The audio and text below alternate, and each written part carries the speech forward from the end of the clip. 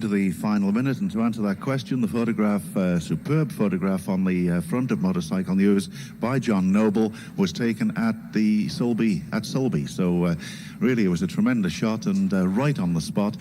And I wonder what would happen to Luigi if he had happened to damage that very valuable motorcycle, but he didn't, so there was no problem there. But John Noble certainly got a scoop there with that picture. Into the final 30 seconds we go, and leaving alone on his own will be the Dubliner, Eddie Laycock, on machine number 1, a push start for the Junior TT, as opposed to the clutch start with most of the other races. And I noticed that the race will be started today by His Excellency, the Lieutenant Governor of the island, Major General Lawrence New. And that is about to happen now. And away goes number 1. Just a short paddle, really, for him to get away with his Yamaha. That's Eddie Laycock. Next will be Philip McCallan, and that is number 3. And number 4, Carl Fogarty. And it's Carl who has the advantage as they leave here. I noticed number 67 down in his pit, actually having a top up of fuel at the moment. But there's number 5, that's Johnny Ray. And number 6, Steve Hislop. And 5 leads 6 as they disappear from our view. Number 7 now, Barry Woodland on the Loctite Yamaha. Barry aboard quickly and away safely. We think of him as winning small production bike races, but he's had some brilliant results in the senior and classic TTs in recent years. Next away will be number 11, and that is Steve Williams from Llantwit Major. A regular competitor with regular high placings. In fact, he was 9th in this race last year and picked himself a silver replica. Number 14, Ian Newton, winner of a Manx Grand Prix junior race a few years ago. He's away safely, and next will be number 15, and that's Graham McGregor with that 350 Kawasaki. Winner, a double winner in 1984, and he's away with Phil Nichols, who last year won the Classic 500 Manx Grand Prix, showing the versatility of that particular rider. He's another one, number 18, George Linder with the 350 Yamaha. He won the Classic 250 Manx Grand Prix last year. Next will be number 19, Steve Haslett. He's the Junior Manx Grand Prix winner of 1988, and he's away with number 20, Ian Young, but ahead of Ian. Ian Young is ahead of him. Ian finished 10th in this race last year. Steve Johnson, James Hodson, number 21, gets the signal, and he's away rapidly, and he'll be followed by number 23, Steve Johnson, and number 24, Derek Chatterton. And a bit of a twitch there from Derek as he turned the power on. He settles down and away safely though. Number 25 now, this is Eddie Roberts, and number 26, Martin Nelson. Eddie also a Manx Grand Prix winner. Now number 27, Gary Radcliffe, the local rider, and number 28, Richard Swallow. Richard Swallow and Gary, both Manx Grand Prix winners. 29, Dick Coates, resplendent in the Manx Airlines colours, and he's away with number 30, Ralph Sutcliffe. So 2 locals there setting off together, and they leave numerically. A gap now for non-starters, and next away should be number 35, and that is David Madsen Migdal, who is now a resident here in the Isle of Man in Douglas. And he will get the signal next to start, number 35. Already the leaders really cracking on, and the race has been going now, 2 minutes and 50 seconds, so it's not long until they're going to be down there at Ballacrane. We'll go there shortly, but in the meantime we wait for the next starters. That's David Madsen Migdal, he's away safely. And next will be numbers 39 and 40, Alan Bud Jackson, who finished 22nd and picked up a bronze replica last year. And number 40, the addition to the programme, Ian Lucky Locker, his nickname Lucky, he comes from Cardiff. 39 is away, but number 40 has a little bit of a push before it fires. Number 42 is away, that's Derek Glass from Dundee, 18th last year, and won a bronze replica, and that looks a pretty standard machine that he's away on. Number 43, Mark Westmoreland, and number 44, Marek Nofa, Hull versus Sydenham. 45, Ian Jones, and number 46, James Ray. They get the signal to go, and we've got the signal to go ahead of the field to the MCN box at Ballacrane. Yes, well, we wait the arrival of the first man on the road. There's always an air of expectation, and the first lap of a race, we've got the note, there is somebody coming. We look beyond the traffic signal. Here's the first man on the road. It's Eddie Laycock, number 1. The Miller Racing machine is straight through and up towards Ballasburr on lap 1. Third in this race last year and first in the Supersport 400. Eddie Laycock safely through. And as you can gather, he's got quite a lead on the road. Ahead of this man, it's Carl Fogarty, number 4. Also through Ballacrane, and 2 together here in close proximity. 6 on the outside of 5. It's Hislop. Takes Johnny Ray as they go up towards Ballasburr. So Hislop's got ahead there of Johnny Ray, but it was Eddie Laycock first on the road. We'll shuffle these times in as soon as we can, but those are those through so far. Eddie Laycock and Carl Fogarty, that's number 7. Barry Woodland and Phil McCallan coming in here, I'm afraid, at Ballacrane. There's a problem for Phil McCallan. He's come straight in here at Ballacrane. He's off the machine. He looks down at the right-hand side. Marshall Des Evans goes to have a look, but there's obviously a problem for Phil McCallan. Another machine interview is that of Steve Williams, number 11, into the right-hander and up towards Ballasburr, swings it over into the left-hander, and he's safely away. Number 14 is next, Ian Newton. 4th in the 125, Ian, and he's also through and towards Ballasburr on lap 1. So it's Eddie Laycock with the lead on the road, and Phil McCallan with a problem here at Ballacrane on lap 1. Number 16 is next, Phil Nichols. 15, Graham McGregor. And Phil McCallan's got away. He's made an adjustment there, but obviously lost a lot of time, but he's away now towards Ballasburr. So problems there for Phil McCallan, lap 1 at Ballacrane. So we look down the road, strangely quiet. Of course, there are a number of non-starters, but the lead is a joint leader. There's 19 and 20 together, very close together. Steve Haslett and Ian Young. Ian 10th in this race last year. But the lead is shared between Laycock and Hislop. 18 is next, George Lindner. So it's 1 and 6 sharing the lead. 21 is next, is James Hodson. 24 is next, Derek Chatterton. In third place, number 5, Johnny Ray. And of course, he was only separated by yards from Steve Hislop as they went through Ballacrane. So really there's nothing to choose between Eddie Laycock, Johnny Ray and Steve Hislop on lap 1 at Ballacrane. Tight racing indeed. Number 26 is next, Martin Nelson. Just loses a bit of power there, but pushes it back on as he goes towards Ballasburr. 28 and then 2 very close together. 27 inside the number 25. 28 was Richard Swallow, and Gary Radcliffe getting ahead there of Eddie Roberts, who was a somewhat slower approach. 29 is next, Dick Coates in the Manx Airlines leathers. He's also safely through Ballacrane on lap 1. So the order, Ballacrane lap 1 is Laycock and Hislop together. That's number 30 through, is Ralph Sutcliffe, another local man. They are separated only by yards from number 5, Johnny Ray. Johnny Ray is 2 seconds ahead then of number 14, Ian Newton. Ian Newton with a 1 second advantage over Phil Nichols. Phil Nichols 1 second ahead of number 11, Steve Williams. Steve Williams 1 second ahead then of 3 more who come together, Fogarty, Woodland, and number 15, Graham McGregor. So absolutely tight racing. 5 seconds here separating 3, 6, 9 riders. Only 5 seconds separating 9 riders, lap 1 at Ballacrane. So with the news that it's a joint leadership at the moment between number 1, Eddie Laycock, who's also first on the road, ahead of number 6, Steve Hislop, and they're only yards ahead of Johnny Ray. With that, back to the Motorcycle News commentary position at the grandstand.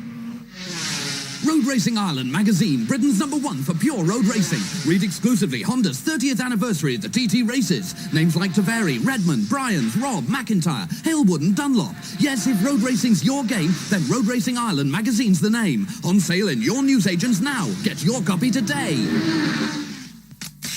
Freeze this year's TT action and take it home with you. Colour photographs of the race you're now watching will be available from Island Photographics before their shop in Castle Street closes today. And you can order your favourite action shots or rider photos in any size from postcard to blow-ups 24 inches by 20. Freeze! The best shots are at Island Photographics, 26 Castle Street, Douglas. Well, all quiet and peaceful here now at the grandstand. Number 75, Chris Barton, was one of the few riders who had difficulty. I think he got away safely. He was still pushing as he got down to the centre of the pit area.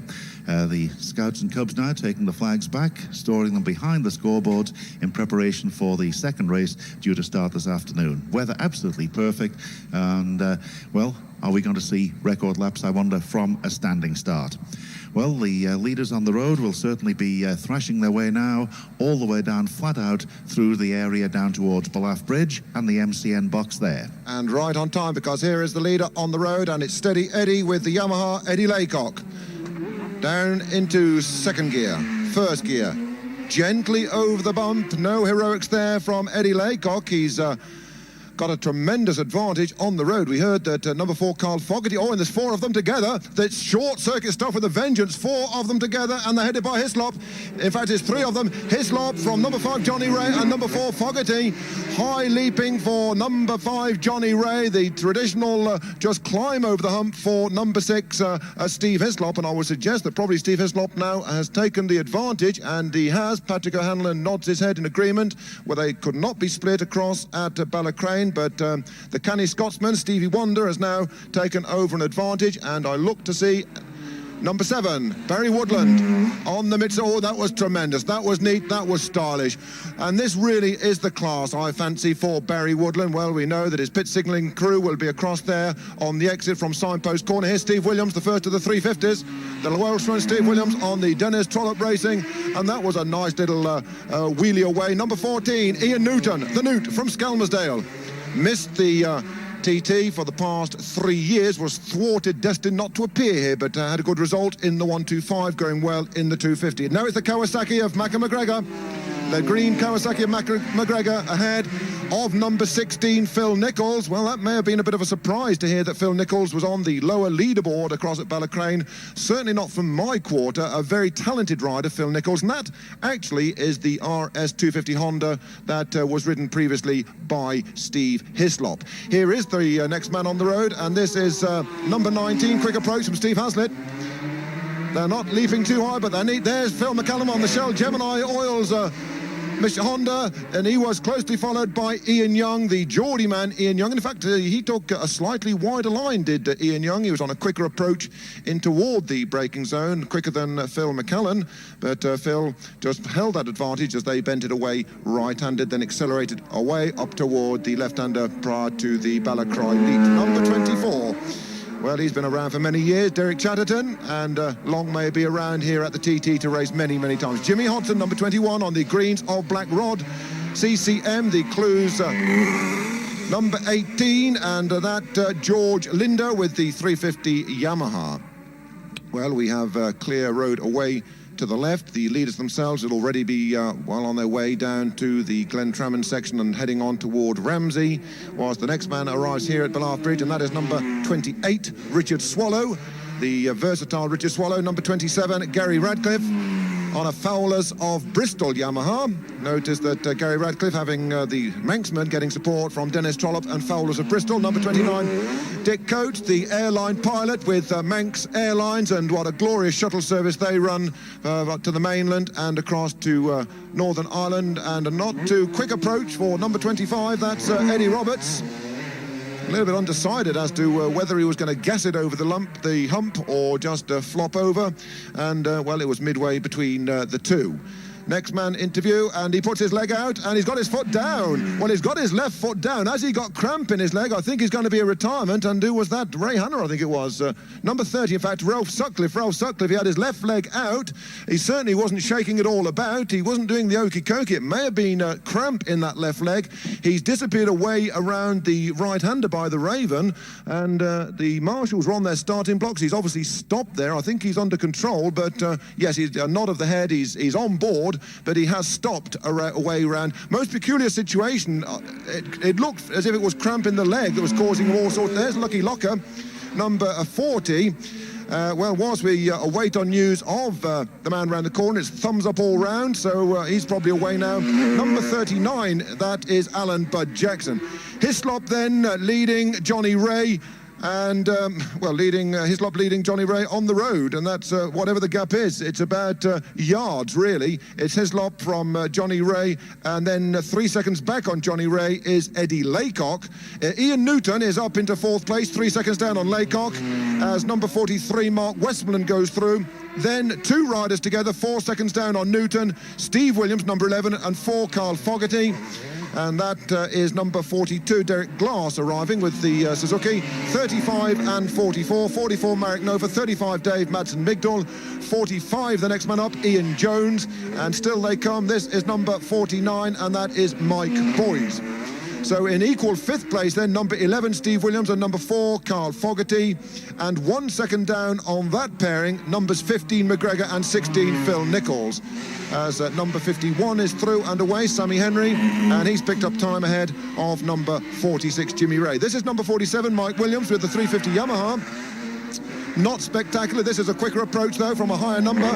Number 56, Robbie Boland, noticing Manx glass on the side there. Chris Turner's business here on the island. Number 52, Peter Wakefield, and number 53 having arrived here at Ballaugh Bridge, and 53 being Mick Chatterton. Well, do we get any lower leaderboard placings? Number 55 is the next rider up, Jeremy Thrush. Well, 1 or 2 birds out in splendour. We've got a thrush, we've got a swallow, and they're out and enjoying themselves as the next rider comes into the braking zone, down in the gearbox, down to first gear. Terry Sanders. Terry Sanders, one of the most impressive 350 riders on the mainland. That machine is actually 7 years old. It's the ex-Neil Tuxworth 350 Yamaha, and Terry Sanders in it, invariably on the mainland, the leading 350 rider. Number 54, Steve Murray. Well, old Murray Mint himself, he's been racing here since about 1921, Steve Murray. I do him an injustice, it was 1927. Number 50, next man, Ray Hanna. So let me look across Patrick O'Hanlon's shoulder to tell you that in 7th place then, Steve Haslett, number 19, 1 second down on Nichols and McGregor. Then joint 8th, we have number 7, Barry Woodland, 28, Richard Swallow, and they are 3 seconds down. So Hislop leads from Ray. They have a 3-second advantage over Laycock, who has a 3-second advantage over 14 Newton.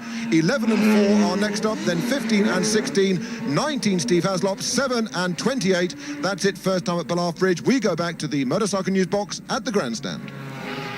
Hey, what about your Michelin tyres? Like the fast life, do they? Yeah, they're definitely Know what you mean, drive you clean round the bend. Lots of stars on Michelin, like... Ian Simpson and Steve Hislop ride Michelin. Yeah, all them. Look, I've got things to do, like having a go at the lap record. Make sure it's a Michelin for your bike. Technically, there's no alternative. Stand on me, Squire.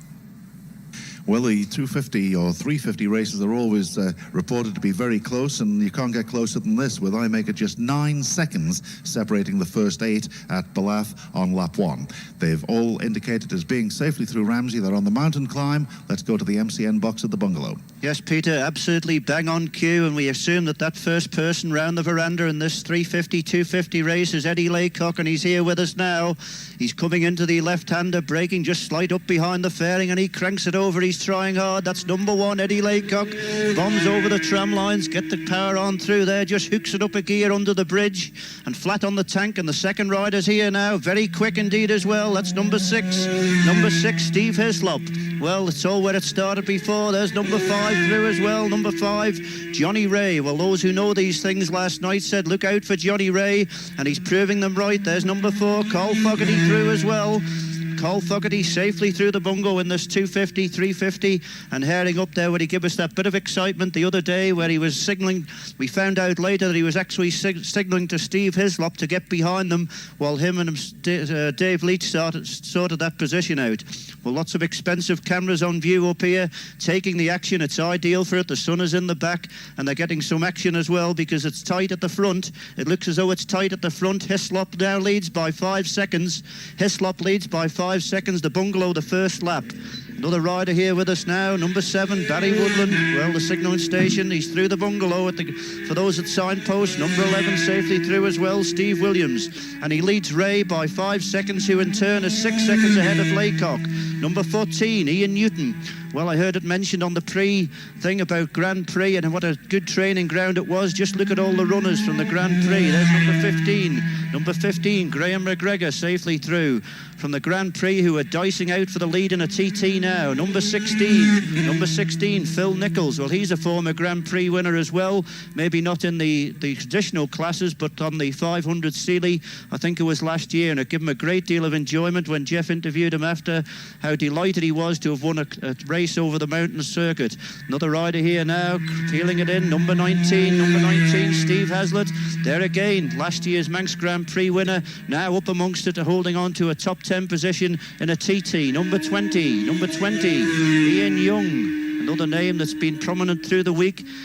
It's Hislop by 5 seconds from Ray, who in turn is 6 seconds ahead of Laycock. Eddie Laycock got a bit of a lonely ride there out, setting the pace, starting at number 1, but he's got clear roads, but whether that's an advantage or not, we did hear Tony Jeffries and Brian Morrison saying that sometimes a close dice slowed you down. With the news at Hislop, we've got the top 6. It's Newton by 1 second, who in turn is 4 seconds ahead of McGregor, and the 6th place man at the bungalow, Fogarty, MCN bungalow to MCN Grandstand.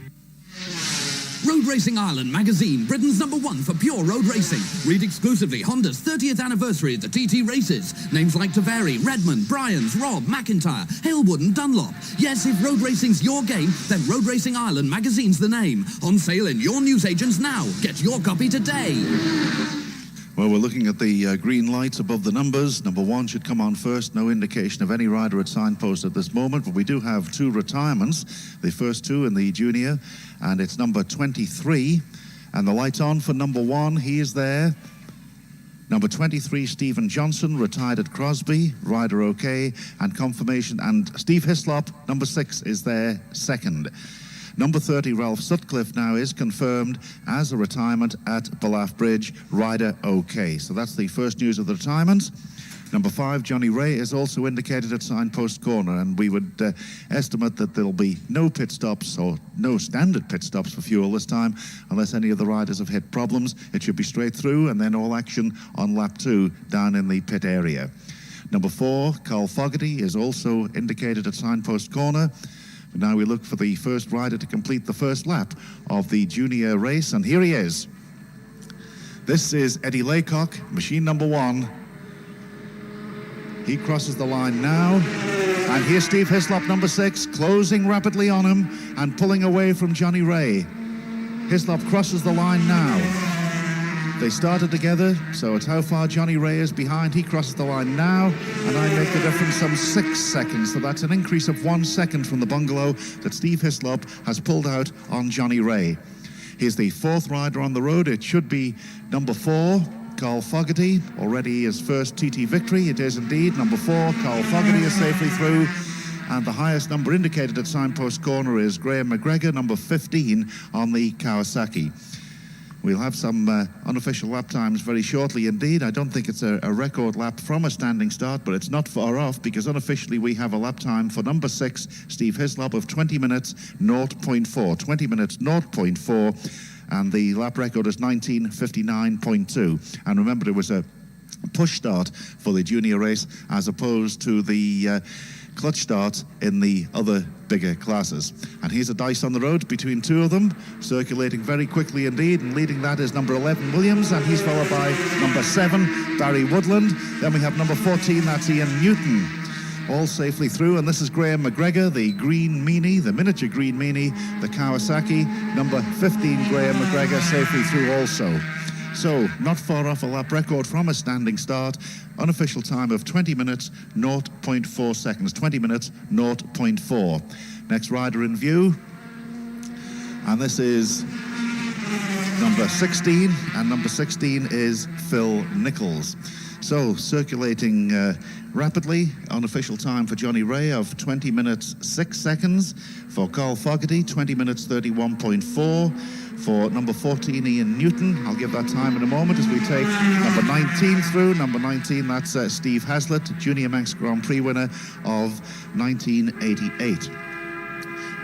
And the first of the pit stops is number 20, and number 20, that is Ian Young, one of the perhaps fancied men, but he's in the pits, and that obviously is a problem. We don't think it'll be fuel. We'll find out details, I hope, very shortly indeed, on why an unexpected lap has come in. And well, we've got a time posted for number 4, Carl Fogarty, of 20 minutes 32 seconds, 110.25. Let's join Jeff. Yes, it is a fuel stop, somewhat surprisingly, but nevertheless, that's what the difficulty is.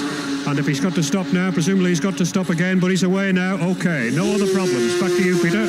A time for Eddie Laycock of 20 minutes 13.6. That's 111.92 miles per hour, 111.92. And it's Philip McCallan, number 3, into the pits. He stopped at Ballacrane, remember, 4 adjustments, and he is now into his pit, and that's the top end. And is it a fuel stop? Petrol is being poured in, but they're also looking down on the left-hand side of the machine. Philip is actually off the machine at the moment and doing some running repairs himself as well. So, number 3, Philip McCallan in the pits, and we have confirmation of 20 minutes 0.8, 113.11 miles per hour for Steve Hislop as we join Jeff. Yes, indeed, it's the left-hand side of the machine that's causing concern, but quite what, I don't know. But in any case, they're putting petrol in. And in fact, Phil has his hand in the back by the carburettor area, and he can't see anything, and if he can't, neither can I. But there are some problems with the fuel feed. The overflow seems to be concerning them. I think he's going to carry on, but now over to Maurice Maudsley, MCN Ballacrane. Yes, thank you, Jeff. We await the arrival of the leader on the road, and will Hislop have got ahead of Laycock, I suppose, is the question we'll be looking for. No, he hasn't, because this is Laycock. Very, very quick approach, straight through up towards Ballyspur. But Hislop's here now, not far behind him, so it certainly won't be long before Hislop takes the lead on the road, that's for sure. Number 5, Johnny Ray, also through Ballacrane, up to Ballyspur. And no doubt about it, it's Hislop. It could be his hat-trick for the week, because certainly he has the lead. It's been increasing slightly. It was we couldn't separate them really here, just on the road, and then he pulled it out to 5 and 6 seconds at the grandstand. It's now up to 7, but this still is a tremendous performance by Laycock to only drop that much. Number 4 next is Carl Fogarty. Carl having a great week now, certainly, having won the 750 on Monday, 4th in the Formula 1 and 3rd in the 125. A tremendous week for Carl. But of course, he's down the leaderboard at the moment, lying in about 6th or 7th position. But it's no doubt about the leader, number 6, Hislop, 7 seconds ahead of number 5, Johnny Ray. The road strangely quiet. Lap for Laycock to Ballacrane, 20 minutes, 0.9 of a second, I think I've got. That's right. So tremendous, really, considering the lap record is 19:59.2. That's number 11, Steve Williams through, as is this man, number 14, Ian Newton.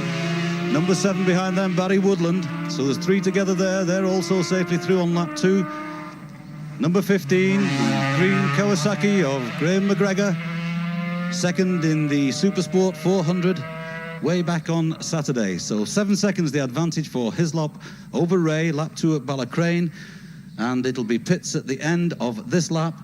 And there's going to be some tremendous excitement in there, and Jeff, no doubt, will be running up and down, getting information on the riders. Once again, of course, we're only going to get one flying lap, which will be the 4th lap, with pit stops coming into play at the end of this lap.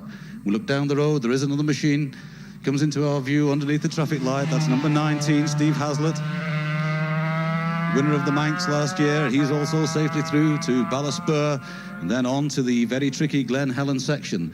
So it's number 6, Steve Hislop, 7 seconds ahead of number 5, Ray. Ray with a 9-second advantage now over Laycock. Laycock also 9 seconds ahead of number 15, Graham McGregor. McGregor 1 second ahead of 14, Ian Newton. Newton 7 seconds ahead of Steve Williams. That's the first 6 so far at Ballacrane on lap 2.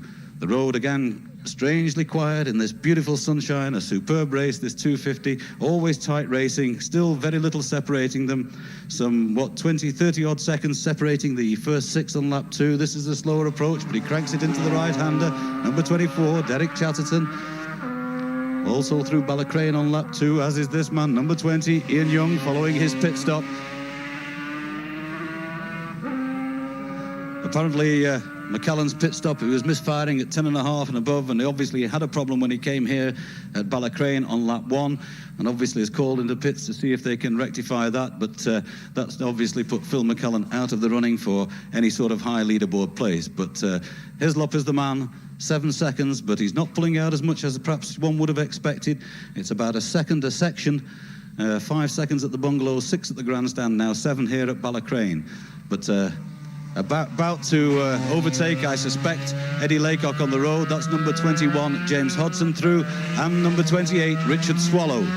But I would think that by the time they get to Ballaugh, it's going to be pretty close. So with the news that Hislop leads by 7 seconds from number 5, Ray, we hand you back to the Motorcycle News commentary position at the grandstand.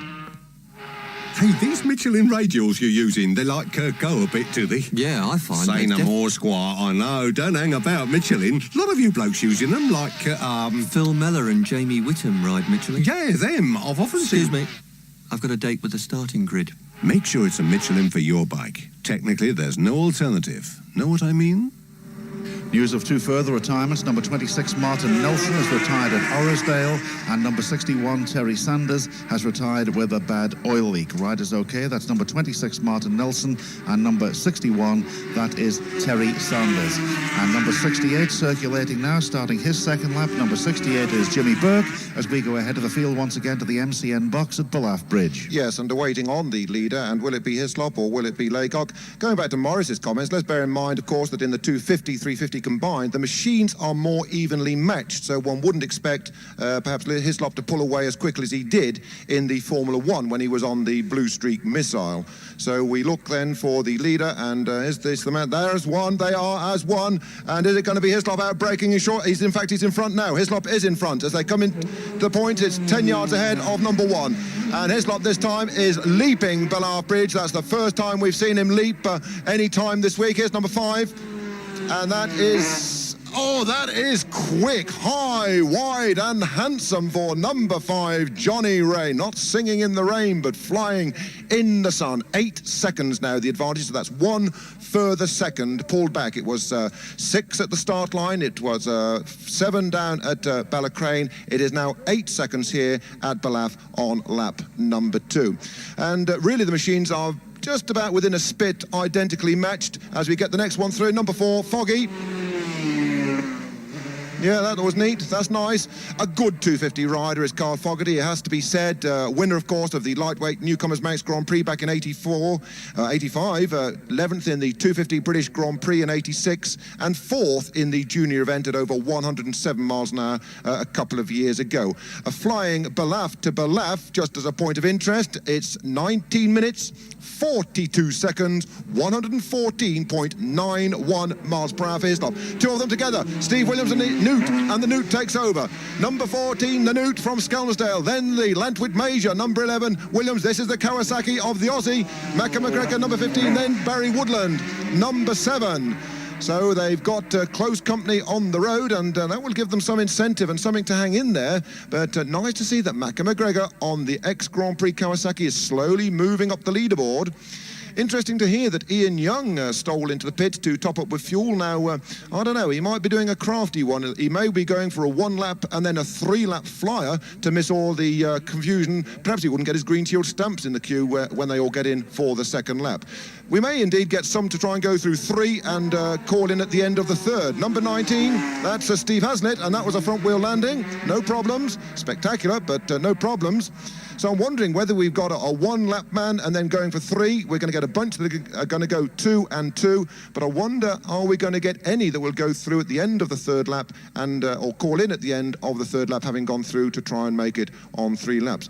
In terms of what they carry, I suppose they've got the tanks on, the 5-gallon tanks. Will they have on? Probably the 5-gallon tanks.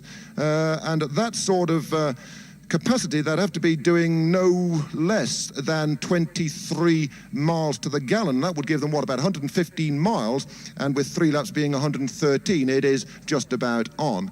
Normally, one would have expected perhaps to see 1 or 2 more of the lads going in after 1 lap.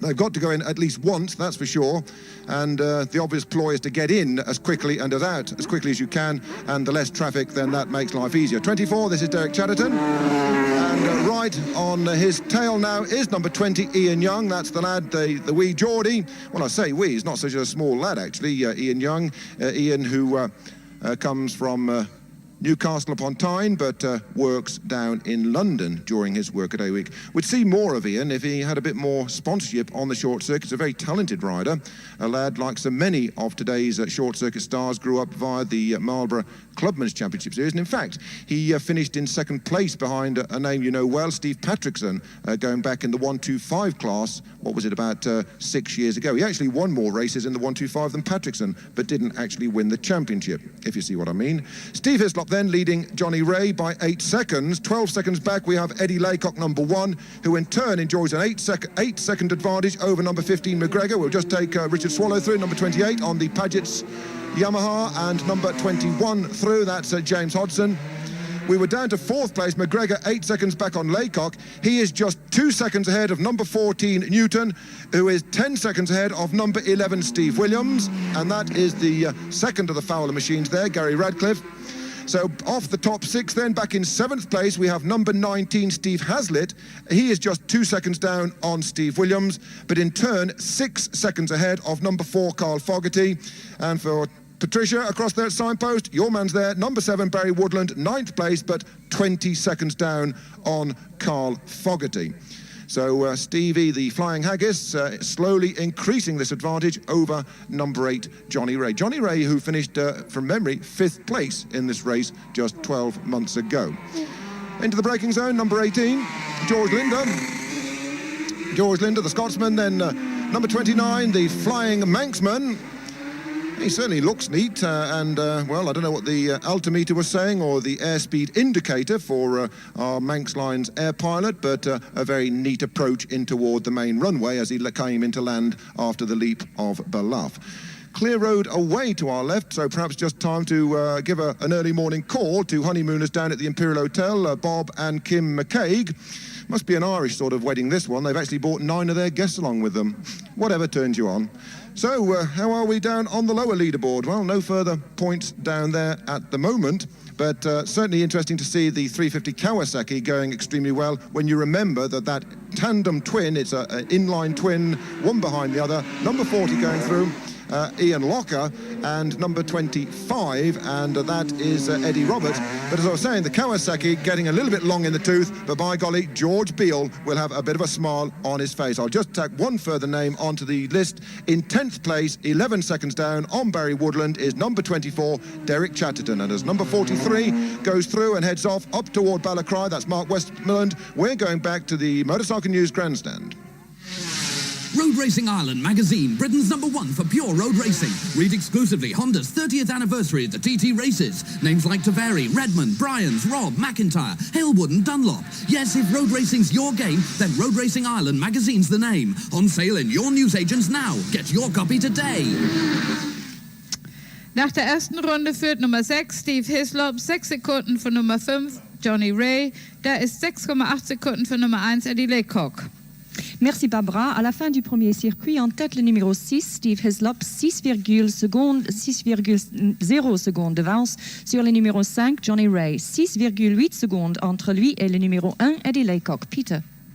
Thanks indeed, and the end of the first lap, let's just take it down to about the top 10. Leader, of course, was Steve Hislop, number 5, Johnny Ray second, number 1, Eddie Laycock in 3rd place. In 4th place was number 15, that's Graham McGregor, 5th, number 14, Ian Newton, and 6th, number 11, that is Steve Williams. 7th was Carl Fogarty, in 8th place was Steve Hazlitt, 9th was number 16, that's Phil Nichols, and completing the top 10 was number 20, that was Ian Young, who of course was in his pit. Number 29, Dick Coates, the local rider, called into the pits. It was purely for a fuel stop, so he's looking for a straight 3 to the end of the race. As we go now to the MCN box up there at the bungalow. Well, thank you, Peter. Well, in the pre-race interview, Steve Hislop said he was waiting for the corners. Well, he's waited for the 4 sweeping right-handers, which take you around the veranda. He's probably sitting up waiting now for the Graham Memorial, and he's just going to sit up now and wait for the bungalow. But it's not. It's Eddie Laycock who's leading on the road.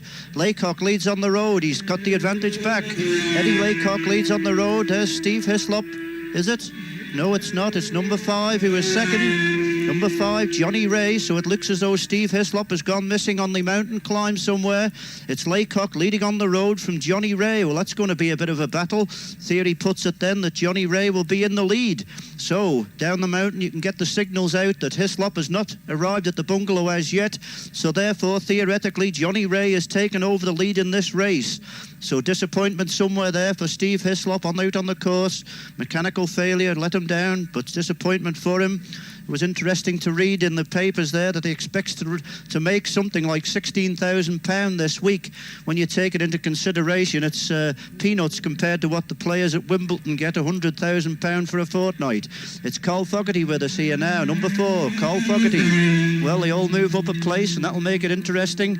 Ray leads by 14 seconds now over Laycock, so it's the battle of the Irishmen there at the front, with Eddie Laycock, Johnny Ray holding a 14-second advantage over Eddie Laycock, another rider comes in, peels in. They'll all be getting the signals that they've moved up, and this is a very consistent performer around the Isle of Man. Number 11, Steve Williams, not had the best of luck in the past. A former Manx Grand Prix winner by one of the closest margins I can remember. There's Graham McGregor on that Kawasaki. Well, he waited a bit later to change up. Number 14 pointing down to the left-hand side. Number 14, Ian Newton, pointing down to the left-hand side. The pits will get ready. I don't know what it is. It could be fuel or something. Barry Woodland is safely through as well. So he's moving up a bit. Others we were going very quickly through here, and just getting a mention now on the latter end of the leaderboard, Sean McStay, another former Manx Grand Prix winner. He was exceptionally quick through the bungalow, and we had him down in 14th place, I think it was, on the first lap. Sean McStay came off at Glen Helen, I think, when he made his TT debut, but he's back in the swing there now. There's number 19 here as well, Steve Haslett on the EMC. I remember commentating one time at Ballacrane and referring to an ECM, and I think it was Stephen Johnson, I think, that won on that particular one, that Manx Grand Prix, and it was an Ernie Coates motorcycle, but that's an EMC. Ray leads by 14 seconds from Laycock, MCN Bungalow to MCN Grandstand. In Shropshire, when you think of Yamaha, Honda or Suzuki, think of Wiley & Holland, Shropshire's leading motorcycle dealers. Wiley & Holland are pleased to be associated with this year's Isle of Man TT races and welcome you to their branches in Telford, Market Drayton, Newport and Shrewsbury for unrivaled service, repairs, accessories and fares. Think Shropshire, think quality and service, think Wiley & Holland. Hey, what about your Michelin tyres? Like the Fast Life, do they? Yeah, they're definitely Know what you mean, drive you clean round the bend. Lots of stars on Michelin, like... Ian Simpson and Steve Hislop ride Michelin. Yeah, all them. Look, I've got things to do, like having a go at the lap record. Make sure it's a Michelin for your bike. Technically, there's no alternative. Stand on me, Squire. Well, we've just heard of news of number 6, Steve Hislop. He came off at Quarry Bends, but he's okay. He's sitting on the hedge, apparently spectating now. So that's Steve Hislop out of this race. But the race continues now with numbers 1 and 5, both indicated at Signpost Corner. I'll just repeat that for people around the course. Bikes may be passing. Number 6, Steve Hislop, off at Quarry Bends, but he's okay. Apparently, he's sitting on the hedge and spectating now. So we turn our attention back to the new race leader now, number 5, Johnny Ray, ahead of number 1. No sign as yet, but I think we're going to have a lot of action down in the pits for this particular lap. Majority, I would think, will be coming in for fuel. Numbers 5 and 1, and here's the leader on the road. This is Eddie Laycock. And Johnny Ray is not too far behind him. He crosses the line now, and we go down to Jeff. Yes, Laycock at the top of the pits, and here's Johnny Ray going round him now, and frantic signal, he's going to overshoot. No, he's just managed to stop it right in front of me here. And I think, in fact, he's contemplating changing his helmet, but no, he's just snapping off his visor here. Fuel being poured in. Laycock is at the pits at the other end, and these are 1-2, of course, in this race, with Hislop down the road at the Quarry Bends. And there is a spare helmet here for Johnny Ray, but he's not taking the advantage of doing it. And it's agonising waiting for this fuel to come up to the level, but they must make sure if they're going to do the next 2 laps. The 350 Yamahas, of course, look to be stopping after the first lap. Some of them. There's Laycock away. And now Ray. And we'll get the difference in the time after those fuel stops from Tim O'Hanlon to see has it changed. Ray's got a 15-second lead over Laycock.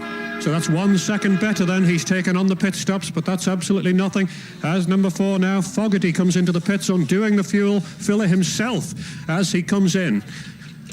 And quite a lot of activity going for a drink for Fogarty. I don't want a wet rag. Are you wet? The screen's missing up, Luke. Just at the screen. Give us that wet. And next into the pits, it's number 11, Steve Williams, the Welshman, with Fogarty now. And McGregor comes in with the Kawasaki at the top end. Nigel Everett gets ready for him. And they've dropped the fuel filler for Fogarty's bike. Well, he just looks round. What can you do? Nothing is the answer. Just get cracking. And he's away now. Moving up to McGregor's pit with the Kawasaki. And he's 14 into the pits now. Ian Newton is getting a bit frantic. And number 7 is next to come here, but he'll have to go round. Barry Woodland, in he comes here now. And stops. And still at the pits is McGregor with the Kawasaki. Everett puts the tank stop in. Flicks it round. Clutch in and away in bottom gear. At the pits, Barry Woodland has his visor wiped here. If you think doing the mechanic's job in the pits is easy, forget it. 19, very rapid through the pits. Steve Haslett going down to the bottom end, but Barry Woodland still with us as the fuel level comes up to the top and the cap is banged on. Got it? Yep. Go. And pushes and fires up now and away again. So pretty smooth there, except for the boys with George Fogarty's machine dropped the tank top well. Understandably so, under such pressure as well. So it looks as if that lead has been extended for Johnny Ray by 1 more second from 14 to 15 seconds, but disappointment in the Hislop pit, of course. Back to you, MCN Grandstand, Peter Neal. Thanks, Jeff. And confirmation that number 5, Johnny Ray, is the new lap record holder. His second lap was completed in 19 minutes 53 seconds. That's an average speed of 113.85. Number 1, Eddie Laycock, 20 minutes 2.4. More in a moment. Back to Jeff. Yes, indeed. There's been a change for second place. McGregor, Tim O'Hanlon, is that correct? That's right. McGregor's 8 seconds behind Ray, which puts Laycock another 7 seconds behind McGregor. McGregor has taken over second there, Peter. Fine, that's pit work down there has made that alteration. But it's a new lap record anyway for number 5. That is Johnny Ray of 19 minutes 53 seconds, 113.85. We just haven't got the time for Graham McGregor as yet, but that will be slotted into our computer screen very shortly indeed. Number 24, I noticed down in the pits there now. It could well, yes, indeed. The helmet is off. Ian Newton, number 14. And Jeff, just going to see if he can find out the problem. Yes, it looks as if it is a return.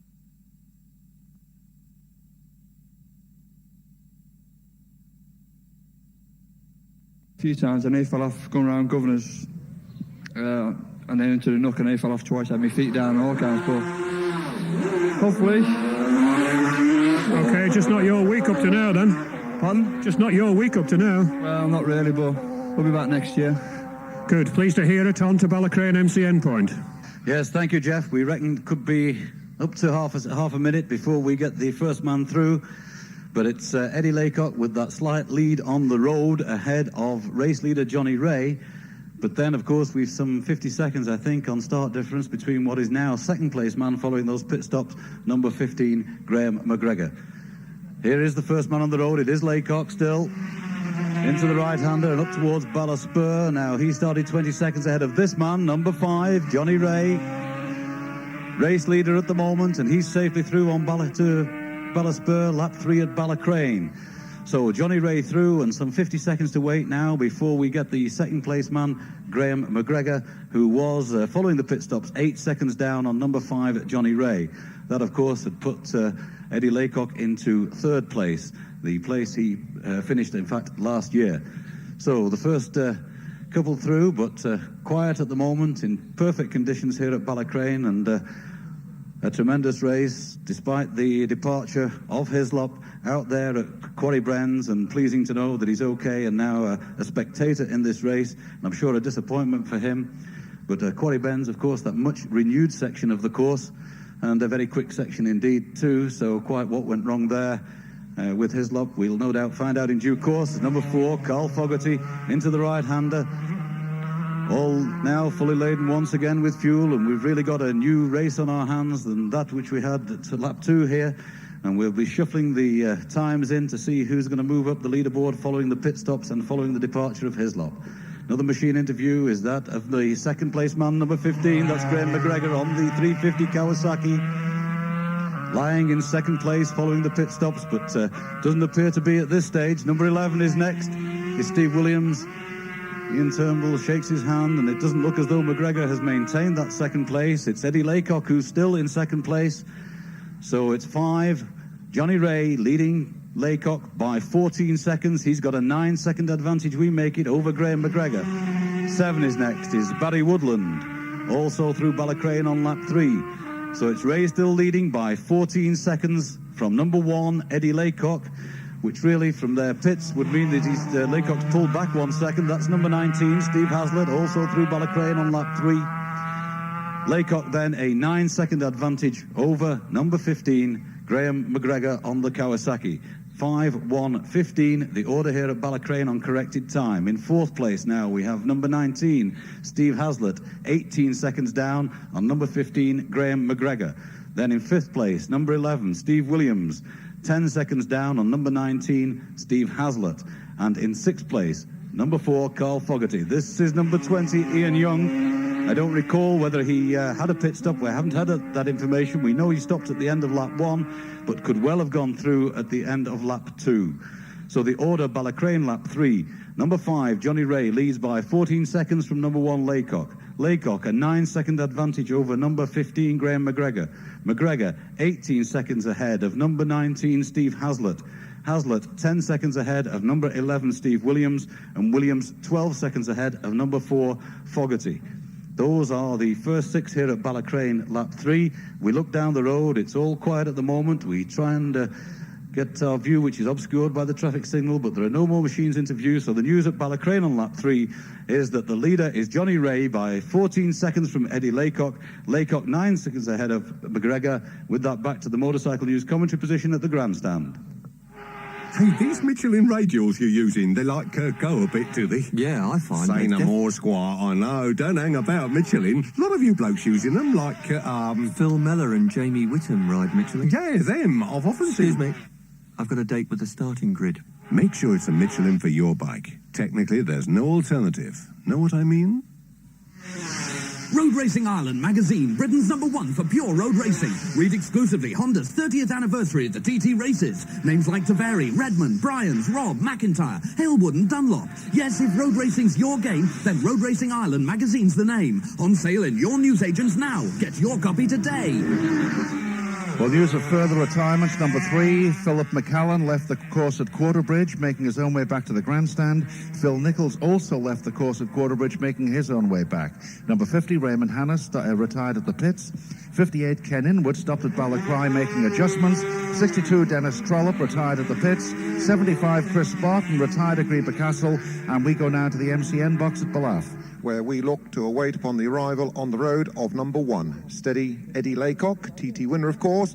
And, well, I would suspect probably the time of Mackin McGregor being accredited as second coming out of Gasoline Alley was slightly incorrect, because that looks to be more precise. The 14-second advantage from Ray, Laycock in second slot. Here's the lead up. So we'll get the watch ready for him. On the Miller Racing Yamaha, and number 5 is there, and that is,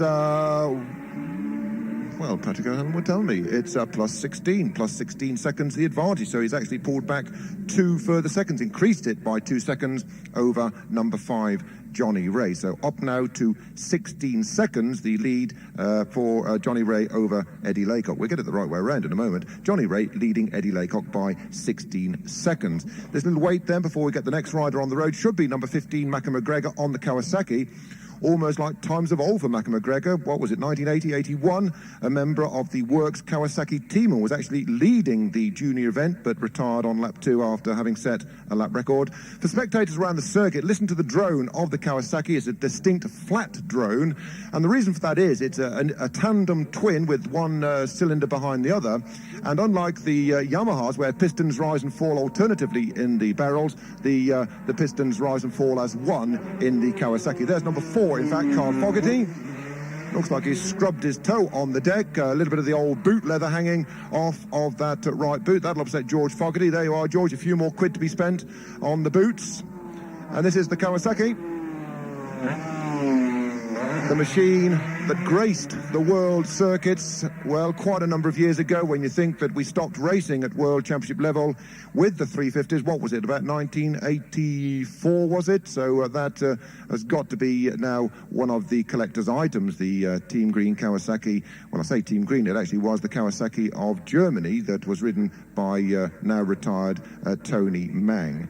16 seconds then, Eddie Laycock is back on Johnny Ray. Mackin McGregor now has come back 2 seconds, so it's 7 seconds now back in third place, as this is Barry Woodland, number 7 on the TZW Yamaha, the brand new 1989 Yamaha, ahead of number 19 Steve Haslett. And Haslett, we heard on the leaderboard back in 4th place. He was 18 seconds down on Mackin McGregor. Well, we'll see what Patrick O'Hanlon can make about that one whilst he juggles with those figures. A point of interest or clarification perhaps for the non-technically minded, hearing that Ian Newton was into the pits with a steering damper that had gone wrong on him. Well, the steering damper quite literally is fitted to the motorcycles. It's fitted to the steering and onto the frame. It's a damping device, and what it does, it actually holds back any ferocious movement, any snap ferocious movement should the back end break away. Number 20 next man through, Ian Young. Nice little wheelie over the Bluff bridge jump. It's a hydraulic damper that just actually damps down any drastic snap movement. More essential on the big bikes, of course, although the 250s, we say on the big bikes, the 250 is capable of 145, probably 150 mile an hour. And indeed, referring to Steve Hislop, who has become an unpaid spectator up there at Quarry Bends, just about a mile and a half up the road, just past the Animal Wildlife Park on the run in toward Quarry Bends. That now, I would say, on a 250 Honda, he would be snicking back from 6th down to 5th and winding it on, driving through on power. He'd have been going through there, believe it or not, at about 135 miles an hour, and it is not an ideal place to select to fall off. But happy news to hear that Steve Hislop, the canny Scot, well, the rubberman, I suppose we ought to call him now, has picked himself up and is perfectly okay. And we hope and trust that that is the correct information, that no sprained wrists or any bruised tendons or anything, that Stevie is perfectly okay. Number 24, it's Derek Chatterton. Well, he's a man who's sampled the various delights of Bluff Bridge. He actually parked it on its side here rather unceremoniously beneath the straw bales here just 12 months ago, and popped into the box to join us for liquid refreshments. I must incidentally give my thanks out to Ron Messenger, an old pal of mine from the Midlands in Oxfordshire, back on the mainland, who now lives on the island. Ron has brought the medicine down. He could hear that the voice was going, so he's brought some of the local brew down to lubricate the larynx. Third place, Macca McGregor, 7 seconds down on Eddie Laycock, who in turn, McGregor is 20 seconds ahead of Steve Hazlitt. It's then a further 26 seconds back before we then slot in number 4, Foggy Fogarty. But how's about this? At this stage, Ian Young, the canny lad, Ian Young, 10 seconds down in 6th place. That's number 20, Ian Young, completing the top 6 at this stage, 10 seconds down on Carl Fogarty.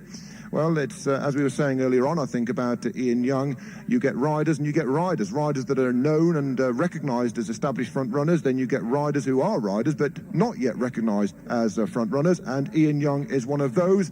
A very talented rider, and no great surprise to me to see him on the leaderboard. This is Richard Swallow being passed, though, by number 29, Richard Coates. Yes, well, Richard Coates there, he was obviously on automatic pilot. The landing wheels were down well in advance. He'd got the undercarriage down, but he nipped through on the inside of Richard Swallow. Swallow was obviously just sitting back and awaiting for the aircraft man to take over that position. So Richard Coates with the Manx Airlines 350 Yamaha has gone over the bridge, as also number 30. We're looking, yes, up now into 7th place. 7th place is Barry Woodland. Up into 7th place, Barry Woodland, 20 seconds down on Ian Young. And behind Ian Young, behind Barry Woodland, it is number 24, Derek Chatterton, who is 26 seconds back. So a quick summary: Ray leads number 1, Laycock, by 16 seconds, leads number 15, McGregor, by 7, leads 19, Hazlitt, by 20, 4, Fogarty by 26 seconds, who is 10 seconds ahead of number 20, Ian Young, 20 seconds back, number 7, Barry Woodland, 26 seconds back in 8th place, number 24, Derek Chatterton. So for the third time at Bluff Bridge, we go back to the Motorcycle News Grandstand. Road Racing Ireland magazine, Britain's #1 for pure road racing. Read exclusively Honda's 30th anniversary of the TT races. Names like Taveri, Redmond, Bryans, Robb, McIntyre, Halewood and Dunlop. Yes, if road racing's your game, then Road Racing Ireland magazine's the name. On sale in your newsagents now. Get your copy today. Steve Hislop schied aus bei Quarry Bends, ist okay. Es führt jetzt Nummer 5 Johnny Ray, 16,2 Sekunden von Nummer 1 Eddie Laycock, ist 10,4 Sekunden von Nummer 15 Graham McGregor. En tête à la fin du deuxième tour, le numéro 5, Johnny Ray, 16,2 secondes d'avance sur le numéro 1, Eddie Laycock, 10,4 secondes d'avance sur le numéro 15, Graham McGregor. Steve Hislop, retiré. Peter. Thanks indeed. A further retirement, number 76, Gordon Morse, retired at the Lake Bridge. The rider okay. He'd like his pit crew to pick him up. And timekeepers our timekeepers around the course. It's worth keeping a lookout on number 69, Sean McStay, who lapped at 109.27 and is in 11th place. 11th place on the leaderboard. Number 11, I've just been told Steve Williams has retired. More details on that as we go to the MCN box at the bungalow. Well, Peter, there's 2 bikes round the veranda. I must admit there was worrying moments because the helicopter took off and head for that section down on the north of the island, and it had to be one of the race leaders. But we were aware of that. But we couldn't broadcast it, but I'm glad to say the helicopter's back on station and Steve Hislop is okay. So here's the leader on the road, number 1, Eddie Laycock, safely through. Took down behind, but not all that far behind. There's the race leader, number 5, Johnny Ray, banging over. Well, if the predictions last night look as though they're going to be proved correct, Johnny Ray holding on to a good advantage there at Balaf of 16 seconds.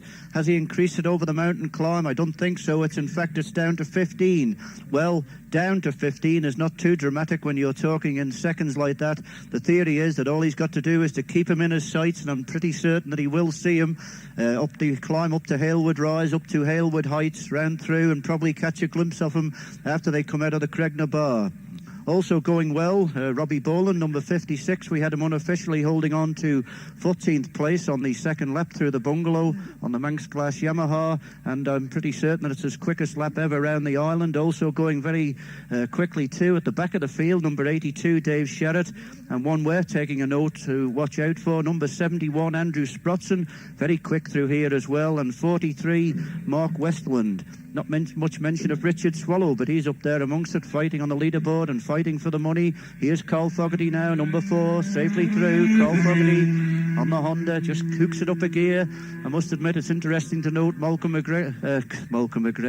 McGregor, the different gear change point that he has. The Yamahas seem to come down through the box, go around, and their change-up point is right underneath the bridge. Graham McGregor can hang on a little bit longer and get it further up the straight before he hooks it into probably what would be 5th before hitting 6th, just at the very highest point on the course. Excellent conditions here still, everything going well. Dick Coates also going very well. We had him in 15th position after lap 2. He's going well. Disappointment though for Ralph Sutcliffe on the photo finish machine there, although the boys down at photo finish reckon the prints that are going through the process of this week are the best they've ever seen. Photographs of the TT, and I must admit the knee scraping antics of some of the ones we've seen in the local press are very impressive indeed.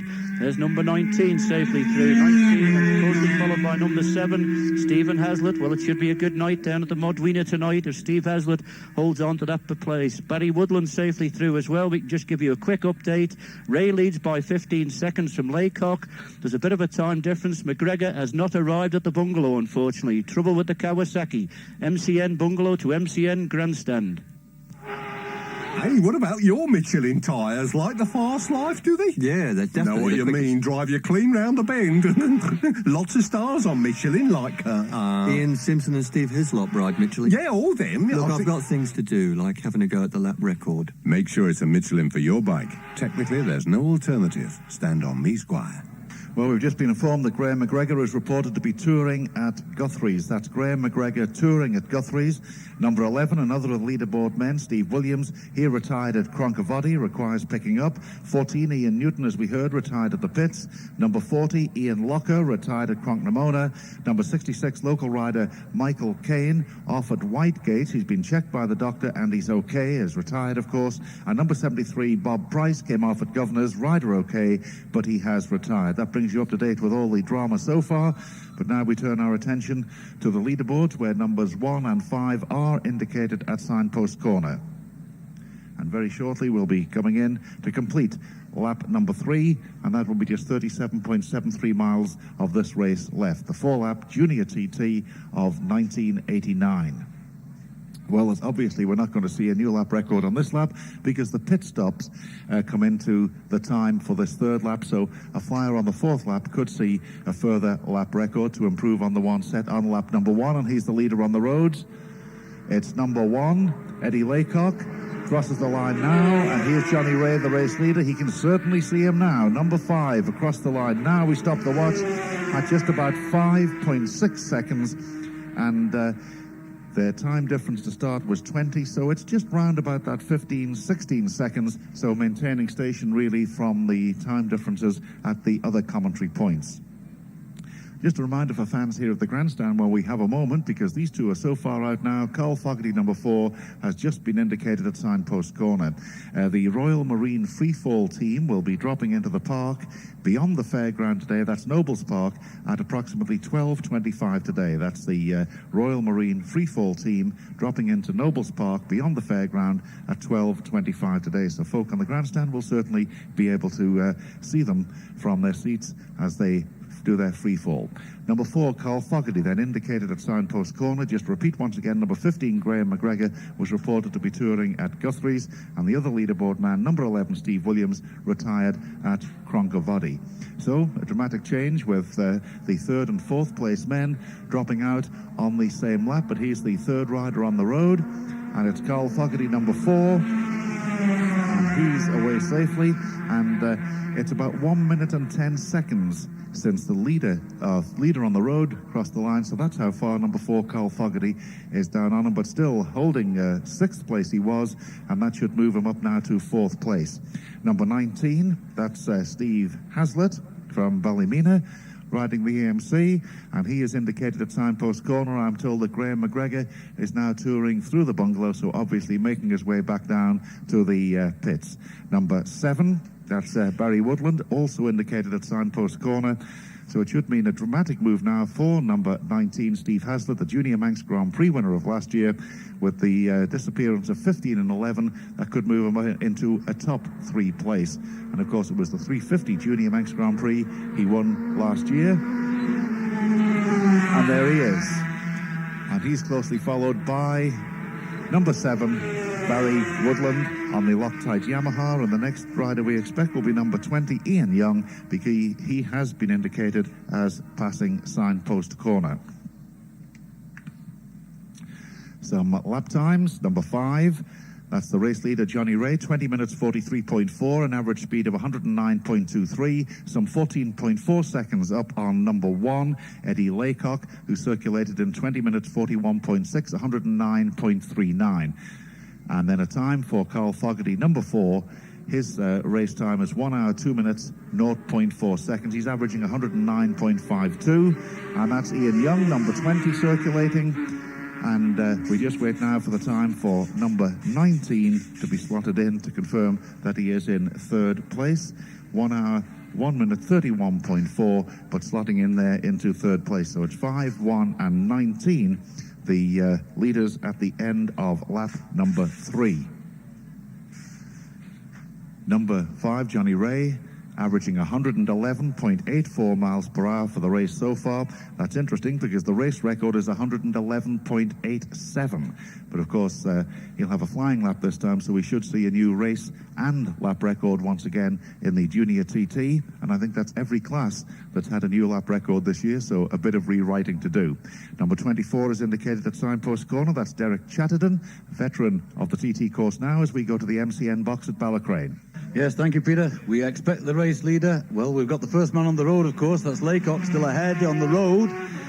20 seconds the start difference between him and Johnny Ray, who is here now, into the right-hander and up towards Ballaspur, 4th time. As he does so, he does look down at the left-hand side of that machine, but he seems to be okay, but the lead has been cut to 12.4 seconds. So I wonder, is there a slight problem? Are we going to have yet more drama in this race? Number 5, Johnny Ray, leads Laycock, but the lead has been reduced by some 2 seconds, certainly, from the grandstand. I think it was 14.4 there, 12.4 here at Ballacrane on the 4th and final lap. The lap-to-lap for Laycock, Ballacrane, 19 minutes 59.5 seconds, but a tremendous racing nonetheless, again with lap records being broken, and of course a possibility of the race record being broken. But I'm just looking down here now that Johnny Ray's lap time here was 20 minutes 1.5 seconds, so Laycock was actually 2 seconds quicker lap to lap at Ballacrane between lap 3 and lap 4. But it's number 5, Johnny Ray, leading by 12.4 seconds from Eddie Laycock. Again, I say that has been reduced by 2 seconds from the grandstand, so there could still be some racing left in this. There's 30 miles to go yet, and Eddie Laycock has reduced that advantage.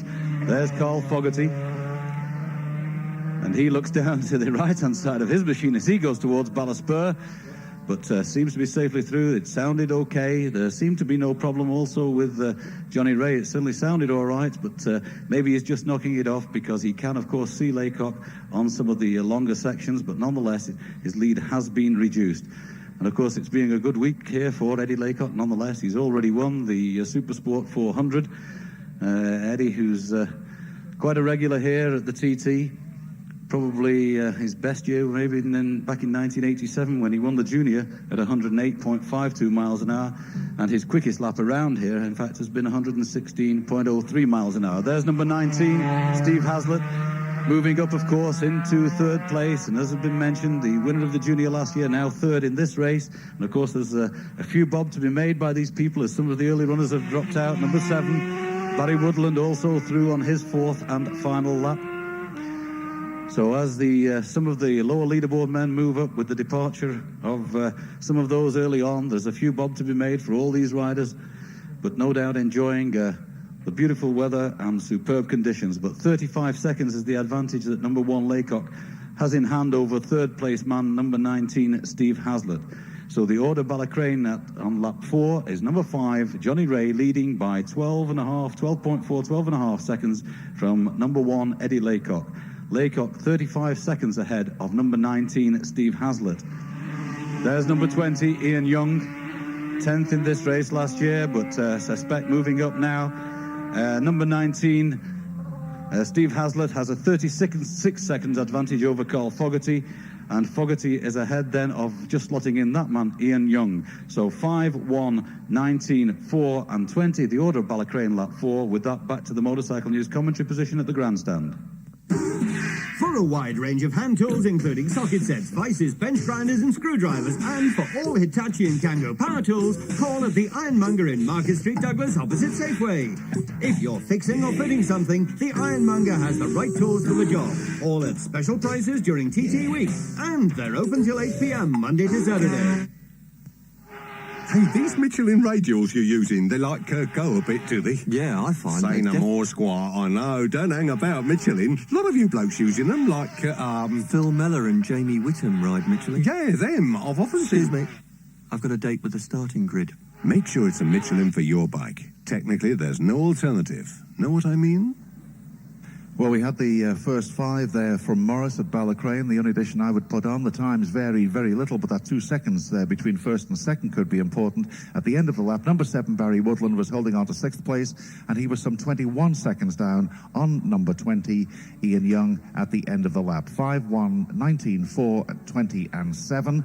And 24 was then in 7th place at the moment on our unofficial leaderboard, and that is Derek Chatterton. Now to the MCN box at Ballaugh Bridge. Yes, and that all-important time differential between Ray and Eddie Laycock. 2 possible answers to this, of course. Ray may have eased the pace or may not have realised that Laycock had speeded up the pace. The boards will have been out, possibly on the run-up toward Ballast Spur, to tell Ray what the situation is. And here's Eddie Laycock on the road. We can start the watch there and stop the watch. Sounds crisp, sounds neat, certainly no problems as far as the motorcycle is concerned. And here is the hard-charging, hard-chasing Johnny Ray. And yes, he's noticeably quicker, and that would give the advantage now to Johnny Ray.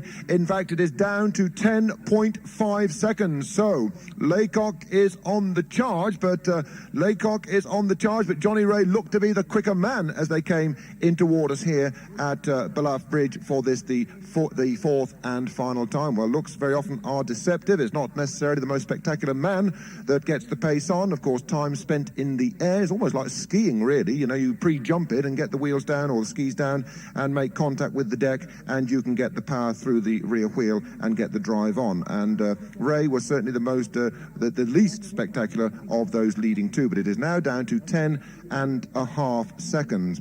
We're hearing from Morris over there at Balacrane, the riders looking down toward the sides of their machine. It's a popular point, in fact, from Balacrane up toward Ballast Spur. There's no real excitement in that neck of the woods. It's the short run up the hill, moving across from the left-hand side of the road to the right-hand side of the road to go over the left-hander, then on down toward the right-handers and down toward Ballock Brig and Dorrange Bend. But on that little uphill climb, the riders do very often seize the opportunity, if they haven't got pit boards there, just to have a quick look and inspect any oil leaks or anything like that. This is Foggy, Carl Fogarty, the Blackburn Fire. Yeah, well, he's safely through and away. There's no, again, no worries there for Foggy. He's running, what, in 4th place, or certainly was in 4th place down at Balacrane on that final time. Funny little story about his father, George Fogarty. Came across him during practicing one evening last week, and George had got some figures written on his hand. He'd got his analogue watch. He'd put down 26 minutes, 54 seconds, and so on. I said, well, Fred, what's all can this, I George? interrupt for just a moment, because we have a message for the pit crew of Ian Locker, number 40. No panic, he's obtained a lift to be back in time for the next race. That's Ian Locker, number 40, got a lift back.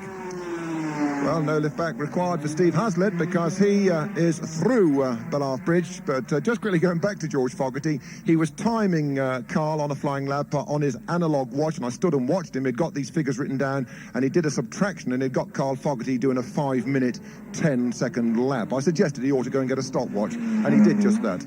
Number 7, Barry Woodland, is through, but we're quickly going back to Jeff down in Pitch Lane. Yes, indeed, the Kawasaki's been brought in here by Graham McGregor, and the Guthrie Memorial, not a good place for him, because when he was leading before on the works Kawasaki, he had a wire off the battery at exactly the same place, but this time it looks as if it's terminal, I'm afraid. George Beale, what's up? We've got a gearbox problem, Jeff. We've only got bottom gear. Disappointment for you then after spending all this money? Extremely disappointing, actually, and it was one race that we really wanted to win, you know. He was going well. He was going extremely well, and we thought he might have made second, possibly even first, but that's racing. It's the Isle of Man, isn't it?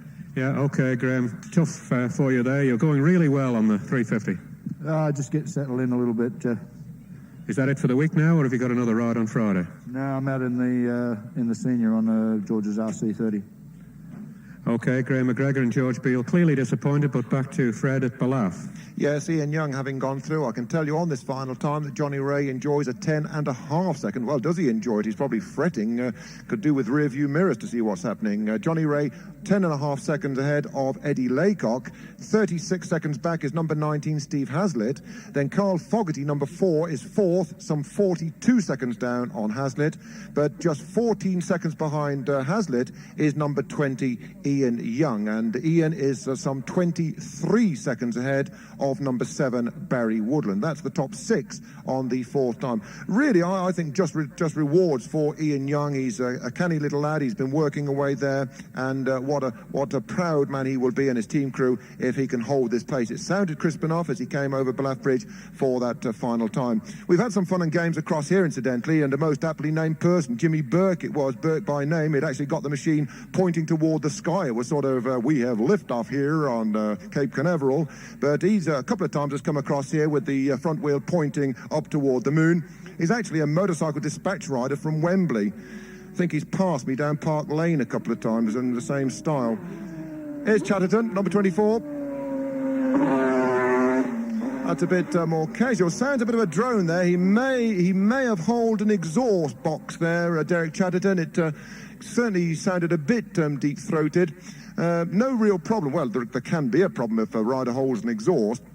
What tends to happen if an expansion box gets hauled, it tends to richen up, make the mixture leaner on that particular cylinder, and of course a leaner mixture can potentially give a seizure on the two-stroke. But it was only a minute change in exhaust note there for the Boston rider Derek Chatterton, so I don't think, Mr. Mannering, we need panic too much about that.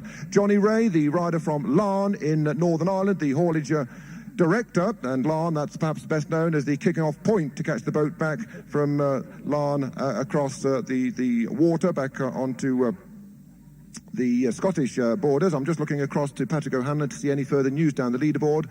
Behind Ian Young, number 20, then in 5th place. 23 seconds back is Barry Woodland. We can just tack on one further name at this stage, and that is Derek Chatterton, number 24. He is some 48 seconds back. So a quick summary as we take the next two riders safely over Bellarth Bridge. Dick Coates and Richard Swallow, well, two high flyers together, a Swallow and a Manx Line Air pilot. They are through. Ray leads Laycock by 10.5 seconds, leads Hazlitt by 36, Fogarty by 42, Ian Young by 14, Barry Woodland 23 seconds back, and 48 seconds back on Woodland is Derek Chatterton. Final time from Bellarth Bridge, back to the Motorcycle News grandstand. Hey, these Michelin radials you're using, they like go a bit, do they? Yeah, I find Say no more, Squire, I know. Don't hang about Michelin. A lot of you blokes using them, like, Phil Mellor and Jamie Whittam ride Michelin. Yeah, them. I've often Excuse seen... me. I've got a date with the starting grid. Make sure it's a Michelin for your bike. Technically, there's no alternative. Know what I mean? Nach der dritten Runde führt weiterhin Nummer 5 Johnny Ray, 14,4 Sekunden von Nummer 1 Eddie Laycock. Der ist 34,6 Sekunden von Nummer 19 Steve Hazlitt. À la fin du troisième tour, le numéro 5, Johnny Ray, en tête par 14,4 secondes sur le numéro 1, Eddie Laycock, 34,6 secondes d'avance sur le numéro 19, Steve Hazlitt. Peter. And good evening. Number 69, Sean McStay, who is moving up the leaderboard. We said to keep an eye on him. Unfortunately, he's out at Selby Bridge. 47, Mike Williams, retired at the Ginger Hall. 35, David Madsen Migdal, retired at Ballacry. 25, Eddie Roberts, retired at the pits. And Graham McGregor reported as touring. He's retired here at the pits also as we go to the MCN box at the bungalow. Yes, and round the veranda we assume it's Eddie Laycock, but there is a distinct time difference from the previous laps between Laycock, who is here with us now, and we assume that the second man, Johnny Ray, who's leading the race, but there's a distinct time difference. We're under pressure again. The pressure's on. Laycock's trying. By God, he is. He hooks it up a gear well before the bridge there. It's peeking out, and here's number 5. We assume it's number 5. Johnny Ray in. Coming in now, 19 minutes, 54 seconds. He was bungalow to bungalow. Eddie Laycock, there's number 5. Johnny Ray leading in the race. Well, he can't see him now, or he can just about see him. Eddie Laycock now just peeling it into the Brandywell, the highest part on the course, going up Halewood Rise. The leader of the race, Johnny Ray, or is he? It's down to 6.7 seconds. 6.7 seconds. Dave Phillips got a point on the road where he takes the marking, and it's down to 6 seconds. So a further 3.5 seconds being taken out from Balaf to the bungalow. Now it's going to be all excitement. We've got another close finish coming up, even if it takes it on that. After 4 laps charging round here, unfortunately the mechanical failure of one or two of the other runners has taken the interest maybe a little bit away from down the leaderboard positions with those big time gaps, but we can tell you that Ray leads by 6.7 seconds. Now then, where will it be have these signalling stations to put the board out? Is it he can't do anything about it, or will he be just content to sit back and hang on? Well, the bungalow up here has seen quite a bit of TT history in the past. It's been the place where all these close finishes have been taken on or commentated on from. It's changed quite a bit over the years. The bungalow itself used to be a galvanised building across the road. It's like a little cafe now, doing quite well as well, with all these spectators who have stayed and watched this race. I'm pretty certain now that that duo will be chasing round the 33rd. Here's Carl Fogarty holding on to 4th position at the left. We've still got Hazlitt to slot in. Carl Fogarty is safely through. Well, it's a good ride by Steve Hazlitt. It looks as though there is a bike round the veranda away to the right. He'll be holding on to that advantage. Pretty substantial, 40-odd seconds. But the difference between Ray and Laycock at the front is only 6.7 seconds. Well, 6.7 seconds, it could either be 7 or it could be 6. It's only a point on the road that the timekeepers do, but they're not far away. And this looks like Steve Hazlitt flying into the bungalow here now. Well, we were up here in September. It didn't seem all that long ago, and it is number 19. And he's safely through. Sounds a bit noisier than it does on previous laps. Maybe he lost one of the tailpipes or the expansion box just breaking out. Unfortunately, that's the trouble with the 350 Yam. They're getting a bit long in the tooth now for that, but once they get underway, they go. So we've got the news that Laycock is in fact 38 seconds ahead of 38 seconds the difference between of Hazlitt, so there's not much of a race on there, but there is at the front. 6 seconds the difference between Ray and Laycock, MCN Bungalow to MCN Grandstand. Road Racing Ireland magazine, Britain's #1 for pure road racing. Read exclusively Honda's 30th anniversary at the TT races. Names like Taveri, Redmond, Bryans, Robb, McIntyre, Halewood and Dunlop. Yes, if road racing's your game, then Road Racing Ireland magazine's the name. On sale in your newsagents now. Get your copy today. Number 1 is indicated at signpost corner. That's Eddie Laycock. I wait for the light to come on for number 5. There was 20 seconds separating them when they started this race, and that's the time difference we'll be looking at. Eddie Laycock and number 5, Ray, is there. It's going to be very close indeed. Number 1, Eddie Laycock. Number 5, Johnny Ray. They were 20 seconds apart at the start of this race, and that's the figure we'll be looking for as they cross the line. It's reduced from 12 seconds at Ballacrane to 10 seconds at Balaf to 6.8 seconds at the bungalow. So the Eddie Laycock pulling away gradually, but has he enough time from the bungalow? And here's the first of them. It's Eddie Laycock going very quickly indeed. The checkered flag is ready. Eddie Laycock crouched over that machine, crosses the line now, and we start the watch. And Johnny Ray has 20 seconds to get here. It's coming up now to 10, 11, 12. It's going to be very close indeed. I think Johnny Ray is just going to take it. He crosses the line now. I stop my watch on 17.4 seconds. Subtract that from 20, leaves you 2.6 seconds. So another 4 seconds Eddie Laycock took, but not quite enough. I make it 2.4 seconds the advantage. And they're there already, I believe, down there with Jeff Cannell. Yes, Eddie Laycock just pulling in now, but it just wasn't quite good enough. And it's the Irish top three and no Hondas in the top three. But Eddie Laycock is second, I'm afraid, and can't believe it. Shakes his head. He just can't believe it. Well, no wonder you couldn't try any harder than that down the mountain, I'm sure. And I'm afraid, Eddie, it's 2.6 seconds it's got away from you. Absolutely astounding. As the winner comes into the circle here now. In fact, he's not doing that. But, Eddie, what a choker, eh, after all that? Yeah, well, I was getting the boards so they were coming down. And I said, right, well, I had everything to go for, and Johnny had everything to lose. So I'm sure he took it steady where I tried a bit harder. But fair play, he deserves it. You took 4 seconds out of him from the bungalow. Well, I was just trying that bit hard. If I got it, I got it. If I didn't, I didn't. It was well worth trying anyway. Certainly was. You gave it your best shot, but certainly the Yamahas have overdone the Hondas this time. Yeah, I thought myself at the start of the race that the Yamahas didn't really have the low-down power, but obviously they do. OK, and of course an Irish 1, 2, 3, although you're from the south. Great, perfect. OK, Eddie Laycock, well, let's catch up with the winner now, Johnny Ray.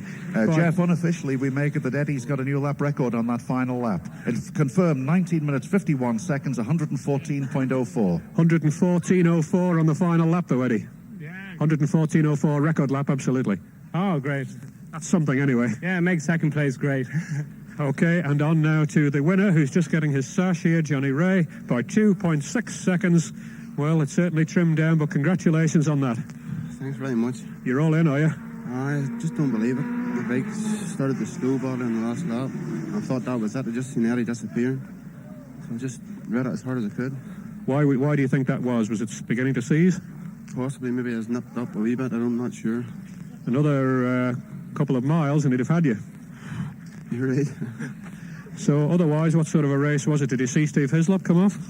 No, Steve I seen the last parts of the slide and it scared me a bit because whenever I come around I sort of panicked trying to miss him or trying to just to slow myself down, and I was nearly off myself.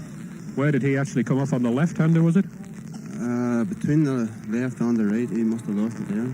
So you had to weave through that. It does lose your concentration, doesn't it? Yeah, it did indeed. But a first TT win is some special moment for you. Oh, it is indeed. You're ready for crying.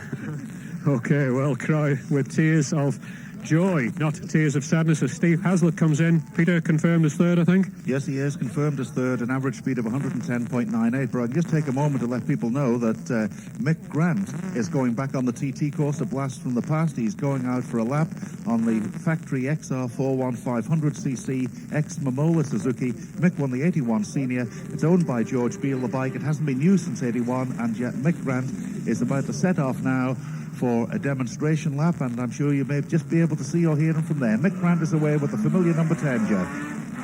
There he goes, out of the end of the pits as we talk to Steve Haslett, who's got a very, very good third place there to complete an Irish 1, 2, 3. Well done. Thanks very much. I suppose the bits of Steve Hislop's bike and him were flying about down there at the quarry bends when you went through. Is that who it was? I don't know who it was. I've seen the tyre marks and a lot of people digging through the undergrowth, but I don't know who it was. The flags were out by then, were they? They were, yes. The yellow flag was it. Well, you certainly had a good run there, haven't you, on the EMC? I enjoyed it. I suppose you weren't really expecting to get amongst the Hondas, were you? But certainly 2 Yamahas in the EMC top 3 and All Ireland as well. I'm surprised to be here now, I must admit. You're not complaining, no? Oh, definitely not. So what sort of a ride did you have apart from sitting up through the quarry bends while they sorted that out? Just a couple of wee problems. We fitted the breather a different way and it was down through the handlebars, and I was throwing it out onto my foot and it slipped off the footrest a couple of times.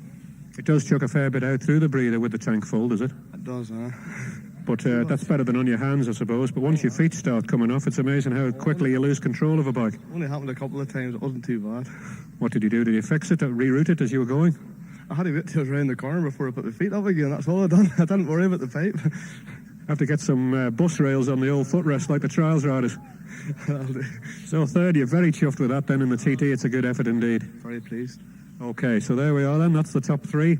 Not a lot to say, these three. They're a little bit modest. Not men of great talking, but men of great action on the TT course. First, of course, they're Johnny Ray and second Eddie Laycock, but Laycock the consolation of the fastest lap. And these machines don't look as if they've been out. Just looking around them here, I've always wanted to actually test the tyres to see how warm they are. Well, in fact, they're not. They're just nice and sticky, although they've been stopped here for a couple of minutes. So Mick Grant away. Johnny Ray, I don't think, can quite believe what's happening to him here. He's having a quick fag. And, of course, every attention is upon him. And although he's won plenty of races before, I don't think it's, to be frank, sunk in yet. So let's go chasing now. Who else is in, Peter, for 4th, 5th and 6th? Well, we have it Carl Fogarty, number 4 in 4th place, number 20 Ian Young 5th, and number 7, that's Barry Woodland in 6th, with Derek Chatterton posted as 7th at the moment. He's number 24. He's just finished a few moments ago. He's just here now. That's him coming up through the paddock lane. And Jim? The first, number 5, second, number 1, third, number 19. Jim Parker there just checking the top 3 to get them in the right order. It is difficult, actually, unless you're concentrating very, very hard to actually absorb all the information. But Derek Chatterton is here, and that's a good ride. To what position, Peter, did you say? Confirmed as 7th. 7th position for Derek, so that's not bad because he's hardly in his first flush of youth. And 7th, in fact, it is. Well done. Thanks. 7th. Not bad at all. No, it wasn't too bad. What sort of a ride was it for you? Well, I had a bit of a scary moment. I had the big slide on the second lap, which slowed me up a bit, but the last couple of laps I did a bit better, I think. Where was that at? It was in Glen Helen section. On the damp, was it? Well, I don't know that it was damp. It didn't seem it, but the back end broke away at fairly high speed and caused an anxious moment. Good to shove the pulse rate up, eh? Yeah, it did that slightly, yeah.